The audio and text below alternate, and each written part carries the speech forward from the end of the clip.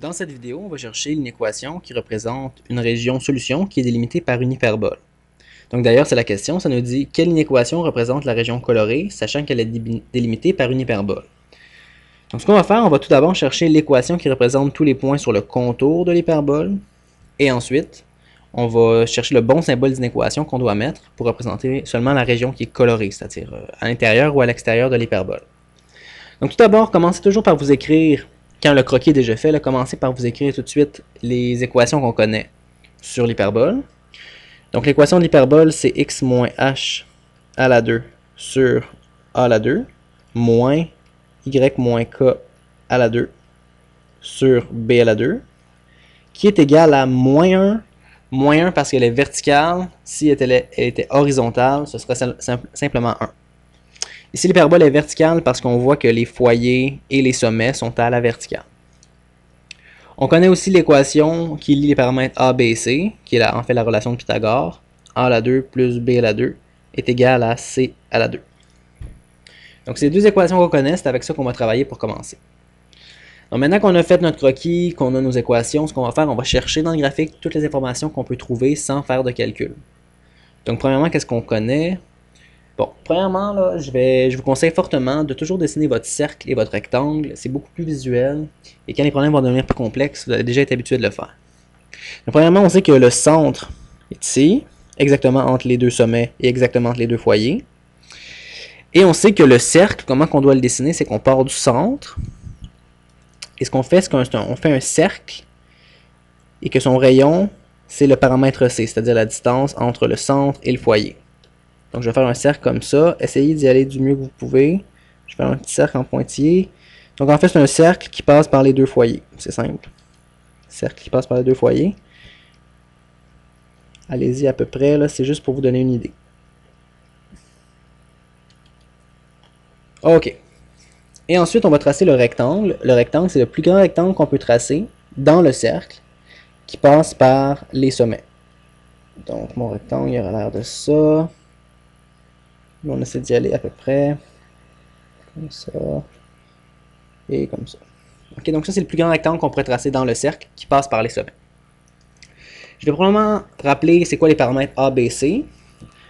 A, c'est la demi-largeur du rectangle. C'est horizontal, toujours horizontal, la demi-mesure horizontale.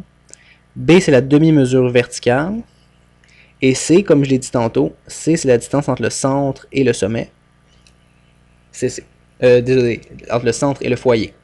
C'est le paramètre C.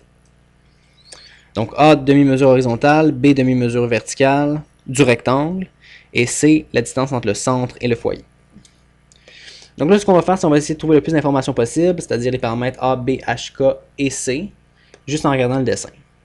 Donc premièrement, ce qu'on voit, le centre que j'ai dit tantôt, c'est exactement entre les deux sommets, exactement entre les foyers. Donc on peut trouver le centre HK, et puis on peut déduire, en faisant la moyenne des coordonnées en X et en Y, que la coordonnée en X, ça va être moins 3, ils sont sur la même ligne. Et en Y, je fais la moyenne, 0 plus 8, ça fait 8, divisé par 2 donne 4. Donc le point milieu, c'est moins 3, 4. Ensuite de ça, qu'est-ce qu'on peut trouver d'autre? On peut trouver le paramètre C, comme je l'ai dit tantôt. C, c'est la distance entre le centre et le foyer. Donc le centre, on vient de dire que c'est moins 3, 4. Donc de moins 3, 4 à moins 3, 8, on a monté de 4. Donc le paramètre C, c'est 4. Et finalement, ce qu'on peut trouver aussi, c'est le paramètre B. B, c'est la demi-mesure verticale du rectangle. Mais on nous dit déjà que le rectangle a une hauteur totale de 4 unités. Donc en fait, c'est la distance entre les sommets, c'est 4 unités. Donc B, nécessairement, ça va être la moitié. C'est la demi-mesure. Alors B, c'est 2. Et A, on ne peut pas le trouver simplement en regardant le dessin parce qu'on ne sait pas notre rectangle, c'est quoi exactement sa largeur. Donc ce qu'on va faire maintenant, c'est qu'on va remplacer ces informations-là dans nos équations. Puis après ça, ça va nous aider à trouver le paramètre A. Donc nos équations deviennent, si je remplace le h par moins 3, ça fait x moins moins 3 donne plus 3. Sur a à la 2, on l'a pas. Plus, oups, désolé, c'est pas un plus, je fais tout le temps l'erreur. Ok, x plus 3 à la 2 sur a à la 2, moins y moins 4, k c'était 4, sur b à la 2, b c'est 2, donc ça fait sur 4, est égal à moins 1. Et l'autre équation, a à la 2, on l'a pas, plus b à la 2, c'est 4, est égal à c à la 2, c c'est 4, donc ça fait 16. Ok, là on cherche le paramètre a, comme j'ai dit on ne peut pas le trouver dans le dessin, donc ça cherche à rien, ça donne rien de chercher dans le dessin. Ce qu'on va faire plutôt, c'est utiliser nos équations. Si on voulait utiliser la première équation, elle ici, ben, il faudrait qu'on connaisse, pour trouver a, il faudrait qu'on connaisse x et y, c'est-à-dire un point sur l'hyperbole.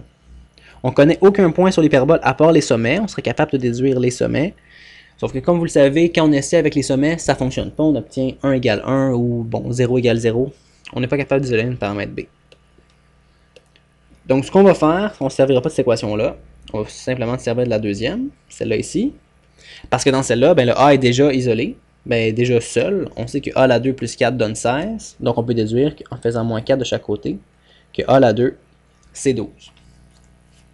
Donc l'équation de notre hyperbole devient x plus 3 à la 2 sur 12.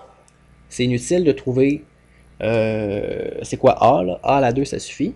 Parce que dans l'équation, c'est a à la 2. Moins y moins 4 à la 2 sur 4 est égal à moins 1. Bon, ça représente tous les points sur le contour de l'hyperbole. Nous, on voulait les points dans la région qui est colorée en bleu. Je vous rappelle que ça ici, ça s'appelle l'intérieur de l'hyperbole. Donc ça, c'est l'intérieur. Donc nous, on va trouver quel symbole représente l'intérieur. Et là, ça commence à être mélangeant, savoir par cœur quel symbole correspond à quoi dans le cas de l'hyperbole verticale ou horizontale. Donc l'idéal, c'est vraiment de faire un test avec un point. Donc on va faire un test avec un point pour savoir quel symbole est-ce qu'on doit mettre. Nous, on veut représenter la région en bleu, donc je vais prendre un point n'importe où dans la région en bleu. Je vais prendre ce point-là ici. Oups. Donc ce point-là ici qui serait le point moins 3, 1. Le point juste au-dessus du foyer. Donc ce qu'on va faire, c'est qu'on va remplacer x par moins 3 et y par 1, puis on va vérifier quel symbole d'inéquation est-ce qu'on doit mettre pour que ça reste vrai par rapport à moins 1. Donc je me dis moins 3 plus 3 à la 2 sur 12, moins 1 moins 4 à la 2 sur 4. C'est quoi le symbole que je dois mettre pour que ça reste vrai par rapport à moins 1? Donc on fait le calcul. Ça ici, ça donne 0. Moins, il reste le moins. 1 moins 4, ça fait moins 3. Moins 3 à la 2, ça fait 9. Donc 9 sur 4. C'est quoi le symbole que je dois mettre par rapport à moins 1? Bien, en fait, moins 9 quarts, c'est plus petit que moins 1. Ok, moins 9 quarts, c'est plus petit que moins 1. Donc, si je veux représenter les points à l'intérieur de l'hyperbole, c'est-à-dire la région délimitée en bleu, je dois mettre le symbole plus petit. Donc, ma réponse, c'est x plus 3 à la 2 sur 12, pas plus, moins, y moins 4 à la 2 sur 4 est plus petit que moins 1. Et étant donné que le contour, n'oubliez pas de faire ça, étant donné que le contour fait aussi partie de la région solution, on n'a pas une ligne pointillée ici, on va mettre plus petit ou égal. Et ça ici, ça répond à la question. C'est l'inéquation qui représente la région colorée qui est délimitée par une hyperbole.